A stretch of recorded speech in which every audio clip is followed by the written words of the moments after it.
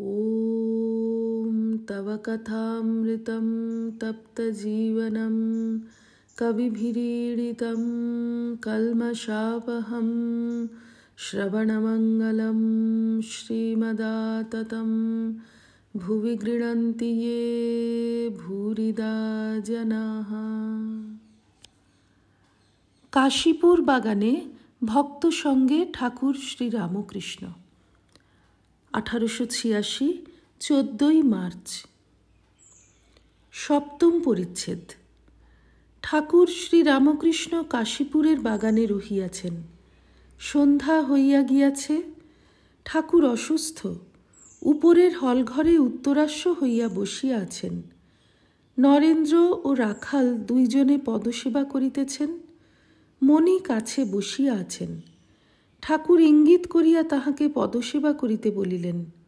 মণি পদসেবা করিতেছেন। আজ রবিবার, 14ই মার্চ 1886, 2রা চৈত্র, ফাল্গুন শুক্লা নবমী। গত রবিবারে ঠাকুরের জন্মতিথি উপলক্ষে বাগানে পূজা হইয়া গিয়াছে। গত বর্ষে জন্ম মহোৎসব দক্ষিণেশ্বর কালীবাড়িতে খুব ঘটা করিয়া হইয়াছিল। এবার তিনি অসুস্থ। ভক্তেরা বিষাদ সাগরে ডুবিয়া আছেন। পূজা হইল, নামমাত্র উৎসব হইল।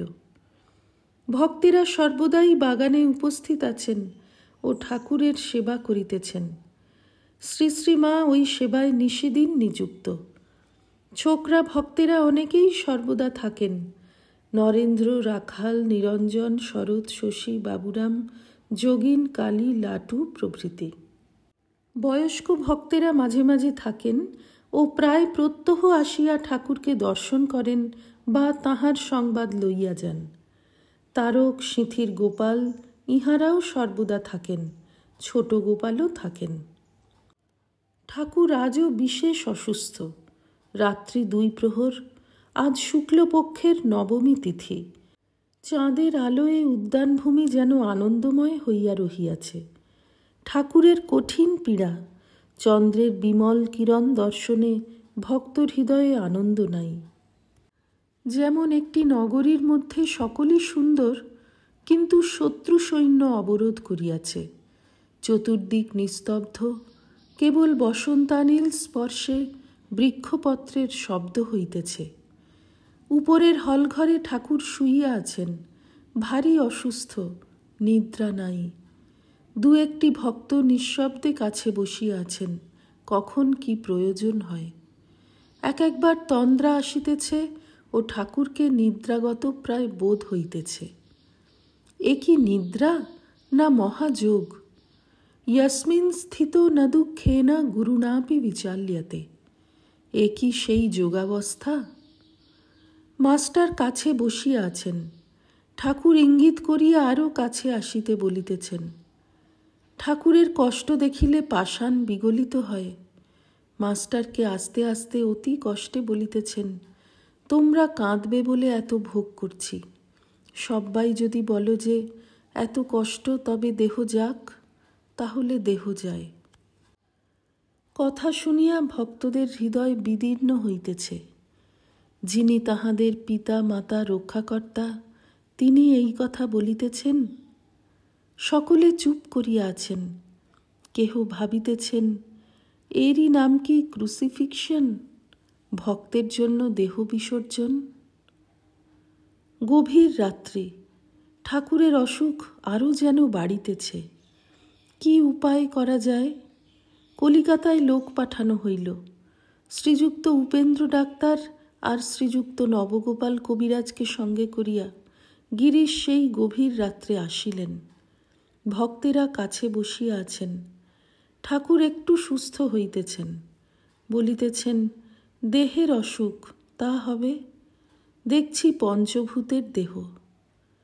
গিরিশের দিকে তাকাইয়া বলিতেছেন, অনেক ঈশ্বরীয় রূপ দেখছি, তার মধ্যে এই রূপটিও দেখছি, অর্থাৎ নিজের মূর্তি দেখছি। অষ্টম পরিচ্ছেদ। পরদিন সকালবেলা, আজ সোমবার, 3রা চৈত্র, 15ই মার্চ 1886, বেলা 7টা-8টা হইবে। ঠাকুর একটু সামলাইয়াছেন ও ভক্তদের সহিত আস্তে আস্তে কখনো ইশারা করিয়া কথা কহিতেছেন। কাছে নরেন্দ্র, রাখাল, মাস্টার, লাটু, সিঁথির গোপাল প্রভৃতি। ভক্তদের মুখে কথা নাই। ঠাকুরের পূর্বরাত্রির দেহের অবস্থা স্মরণ করিয়া তাহারা বিষাদ গম্ভীর মুখে চুপ করিয়া বসিয়া আছেন। শ্রীরামকৃষ্ণ মাস্টারের দিকে তাকাইয়া ভক্তদের প্রতি, কি দেখছি জানো? তিনিই সব হয়েছেন। মানুষ আর যা জীব দেখছি যেন চামড়ার সব তৈরি, তার ভিতর থেকে তিনিই হাত পা মাথা নাড়ছেন। যেমন একবার দেখেছিলাম মোমের বাড়ি, বাগান, রাস্তা, মানুষ, গরু সব মোমের এক জিনিসে তৈরি। দেখছি সেই কামার, সেই বলি, সেই হাঁড়ি কাঠ হয়েছে। ঠাকুর কি বলিতেছেন? জীবের দুঃখে কাতর হইয়া তিনি নিজের শরীর জীবের মঙ্গলের জন্য বলিদান দিতেছেন।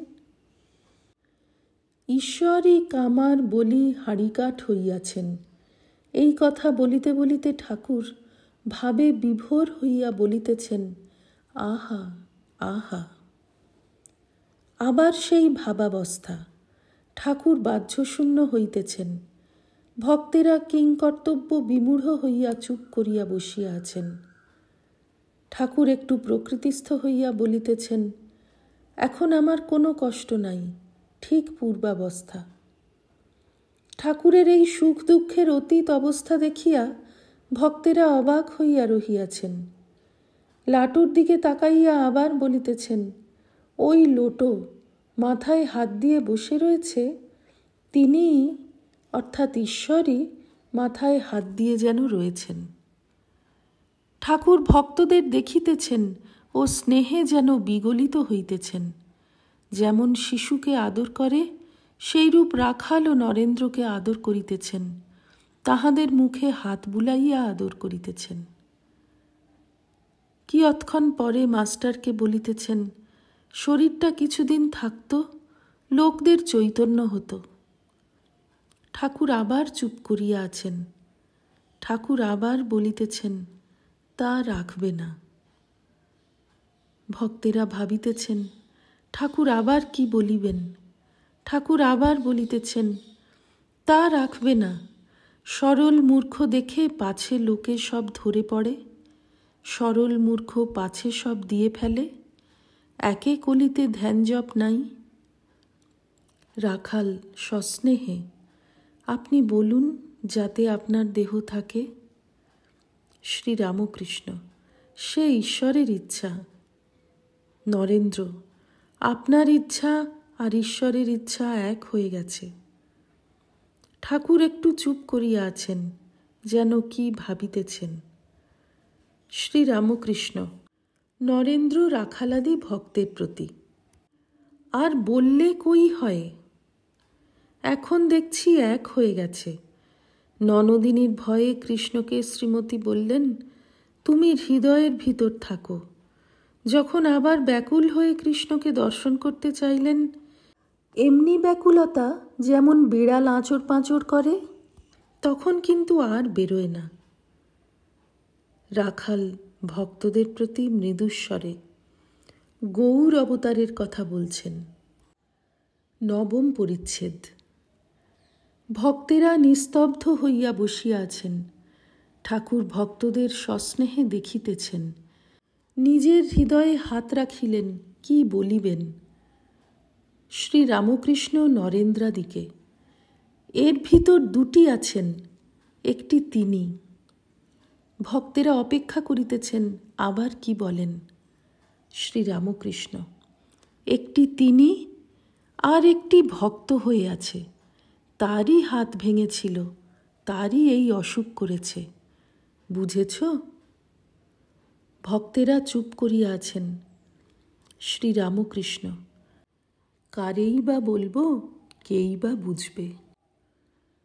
ওম নিরঞ্জনম নিত্যমনন্তরূপং ভক্তানুকম্পাধৃতবিগ্রহং বৈ ঈশাবতারং পরমেশমিড্যং तं रामकृष्णं शिरसा नमामः।